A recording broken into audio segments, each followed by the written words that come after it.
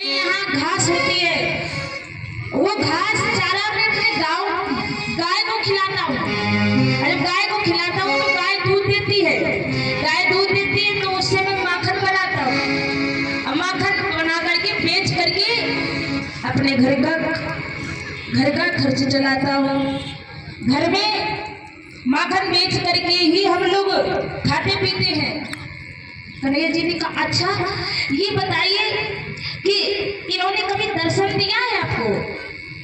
इंद्र देवता ने दर्शन दिया? नंद बाबा ने कहा कभी नहीं दर्शन दिया। तो कन्हैया जी ने कहा कि देखो, जो दर्शन न दे उसकी पूजा कैंसिल। जब वो पूजा करो और दर्शन न दे तो कैंसिल।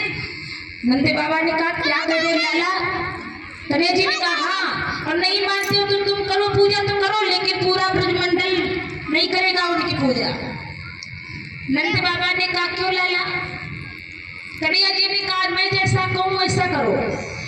मतलब कि इंद्र देवता की पूजा करो तो जल वर्षा करेंगे, और जो ना करे तो जल वर्षा नहीं। इससे अच्छे तो हमारे सूर्य भगवान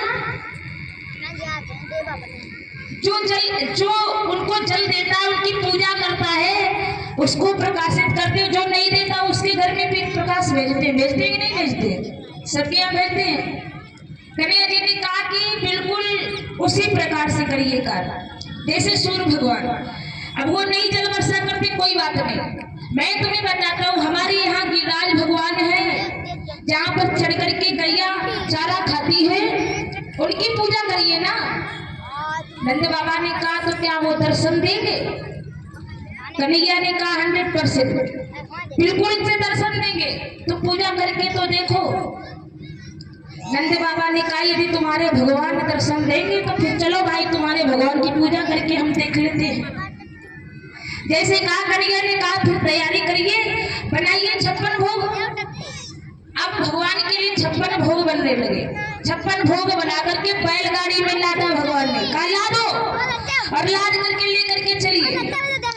बैलगाड़ी में पूरे 56 भोग तैयार किए गए, लाद करके लेकर के चल दिए। गिरिराज भगवान के पास पहुंचे। नंद बाबा ने कहा ये बताइए कि तुम्हारे भगवान की पूजा कैसे होती है, कैसे की जाए? भगवान कृष्ण ने कहा कि बाबा सबसे पहले इनको स्नान कराइए। अब इतने बड़े गिरिराज भगवान कैसे स्नान कोई कराए? भगवान ने सोचा कि यदि इनको पूरे में स्नान कराने के लिए लगेंगे ना तो पूरा दिन हो जाएगा, फिर भी नहीं करा पाएंगे।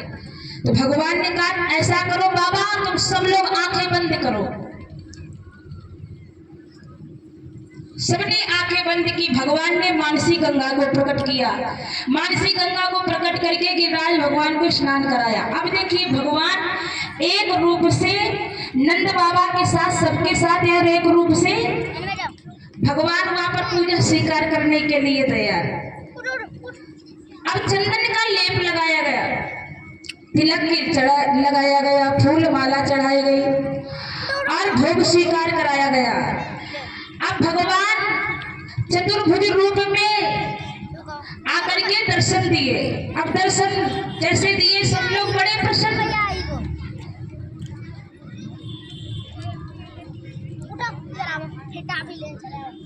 आज दर्शन हुए। अब ये हुआ कि इनकी परिक्रमा लगाई जाए। अब जब परिक्रमा की बात आई तो ये हुआ कि ऐसे परिक्रमा कैसे लगेगी? माफी मांगे, माफ कर दिया है,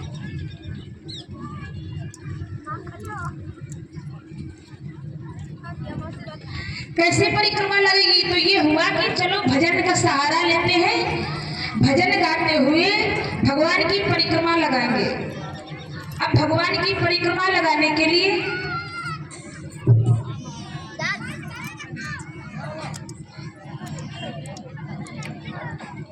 और देखिए, गिरिराज भगवान, गोवर्धन भगवान की पूजा करने के लिए परीक्षित जी महाराज करें, इसके बाद सब लोग आइएगा और भगवान की पूजा करिएगा करके, ठीक है? हमारी फौजियान भाभी जी और लालू भैया की धर्मपत्नी जी, सब लोग आइए, परीक्षित जी महाराज करिए, इसके बाद सब लोग करिए करके।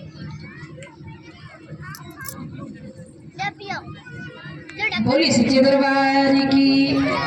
भजन का सहारा सभी ब्रजवासी भगवान की परिक्रमा लगाते हैं। आइए चलते हैं।